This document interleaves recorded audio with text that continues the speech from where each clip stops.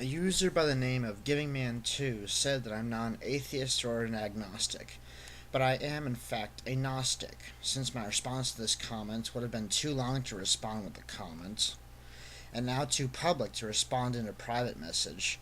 I chose to turn my response into a video. Am I a Gnostic? Well, in my opinion, if you can be classified as something, you must have all of the traits or beliefs that something is known to possess. By that logic, in order to be a Gnostic, I have to believe everything that Gnosticism entails.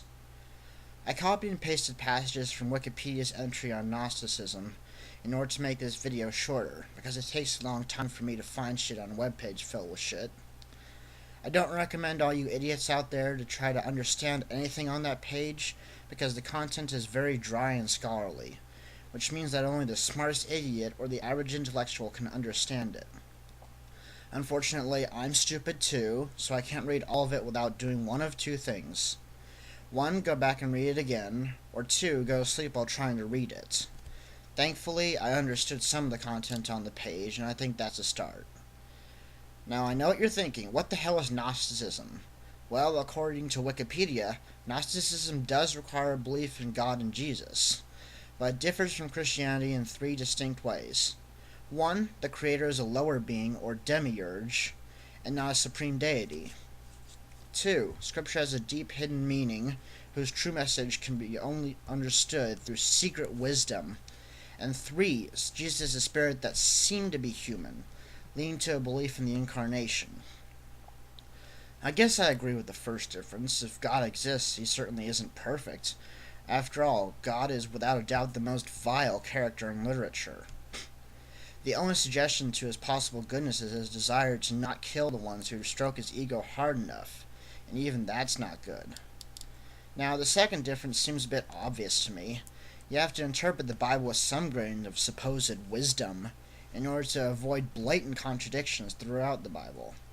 But think about it. What wise person would admit that while two statements are obviously contradictory, they would still try to prove that they both belong in the same place? Yeah, I'd like to see how annoying it'd be to see someone pull that shit out of their ass.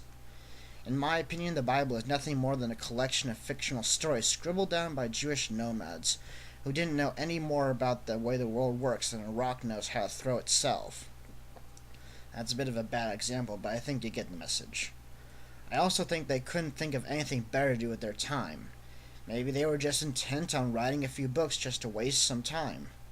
So in short, I don't believe in the Bible's validity because it contradicts itself and reality, and I would really like to see someone try to prove otherwise so I could laugh at their stupidity. The third difference doesn't apply to me, nor does the standard Christian belief. I don't think that Jesus ever existed. There aren't any birth or death records. In fact, the only places that Jesus made an appearance were in ancient religious texts that are filled with blatant inaccuracies and obvious absurdities. You'd think that a man with superpowers would be written about in a few more places than a few bogus works of literature. Therefore, givingmantoo, I'm not really a Gnostic. My religious beliefs correspond more to atheism than Gnosticism.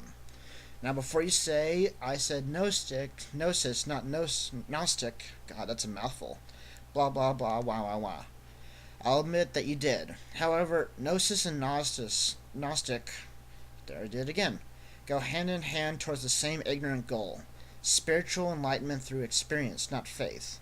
I chose to talk about Gnosticism because I wanted to make a video response, not a 5-word comment.